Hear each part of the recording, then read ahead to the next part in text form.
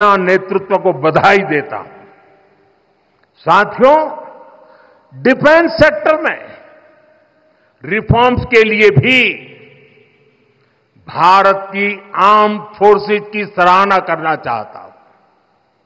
हमारी सेनाओं ने बीते वर्षों में कई साहसिक निर्णय लिए हैं। सेना द्वारा किए गए जरूरी रिफॉर्म्स का एक उदाहरण अग्निपथ स्कीम भी है। दशकों तक संसद से लेकर अनेक कमिटी तक में सेनाओं को युवा बनाने पर चर्चाएं होती रही है। भारत के सैनिकों की औसत आयु, एवरेज एज, ग्लोबल एवरेज से ज्यादा होना, ये हम सबकी चिंता बढ़ाता रहा है। इसलिए ये विषय बरसों तक अनेक कमिटियों में भी उठा, लेकिन देश की सुरक्षा से जुड़ी इस चुनौती के समाधान की पहले इच्छा शक्ति नहीं दिखाई गई। शायद कुछ लोगों की मानसिकता ही ऐसी थी कि सेना मतलब नेताओं को सलाम करना, परेड करना। हमारे लिए सेना मतलब 140 करोड़ देशवासियों की आस्था। हमारे लिए सेना मतलब 140 करोड़ देशवासियों की शांति की गारंटी। हमारे लिए सेना मतलब देश की सीमाओं को सुरक्षा की गारंटी। अग्निपथ योजना के जरिए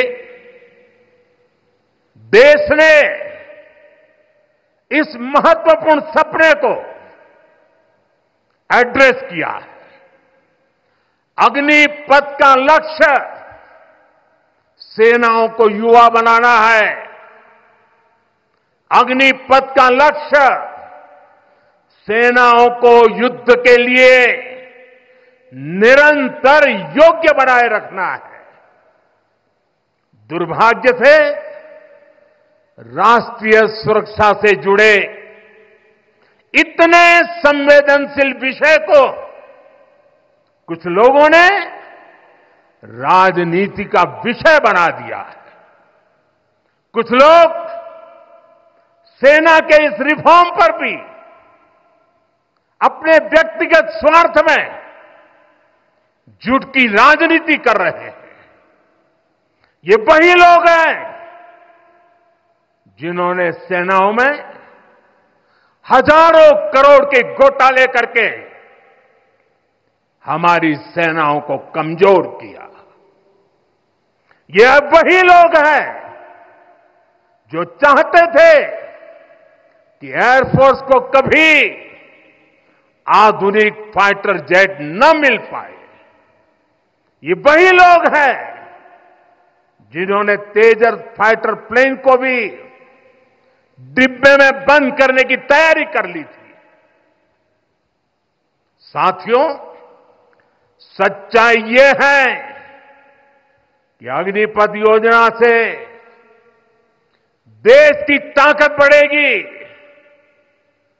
और देश का सामर्थ्यवान युवा भी मातृभूमि की सेवा के लिए आगे आएगा। प्राइवेट सेक्टर और पैरामिलिट्री फोर्सेस में भी अग्निवीरों को प्राथमिकता देने की घोषणाएं की है। मैं तो हैरान हूं, कुछ लोगों की समझ को क्या हुआ है, उनकी सोच को क्या हो चुका है। ऐसा भ्रम फैला रहे हैं कि सरकार पेंशन के पैसे बचाने के लिए ये योजना लेकर आई है। मैं जरा ऐसे लोगों की सोच से शर्म आती है, लेकिन मैं ऐसे लोगों से पूछना चाहता हूं, जरा कोई मुझे बताए, आज मोदी के शासनकाल में जो भर्ती होगा, क्या आज ही उसको पेंशन देना है क्या? उसको पेंशन देने की नौबत 30 साल के बाद आएगी, और तब तो मोदी 105 साल का हुआ होगा, और तब न भी मोदी की सरकार होगी। क्या मोदी जब 105 साल का होगा, 30 साल के बाद जो पेंशन बचेगा, उसके लिए मोदी ऐसा राजनीतिक है जो आज गाली खाएगा? क्या तर्क दे रहे हैं? लेकिन साथियों, मेरे लिए दल नहीं, देश सर्वोपरि है।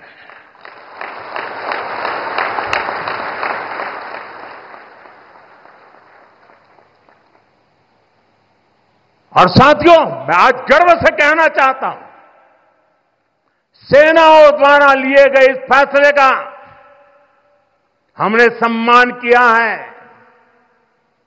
और जैसा मैंने पहले कहा, हम राजनीति के लिए नहीं, राष्ट्र नीति के लिए काम करते हैं। हमारे लिए राष्ट्र की सुरक्षा सर्वोपरि है। हमारे लिए 140 करोड़ की शांति, ये सबसे पहले है। साथियों, जो लोग देश के युवाओं को गुमराह कर रहे हैं, उनका इतिहास साक्षी है कि उन्हें सैनिकों की कोई परवाह नहीं है। ये वही लोग हैं जिन्होंने एक मामूली रकम 500 करोड़ रुपए दिखा दिखाकर वन रैंक वन पेंशन पर झूठ बोला था। 500 करोड़। ये हमारी सरकार है जिसने वन रैंक वन पेंशन लागू किया।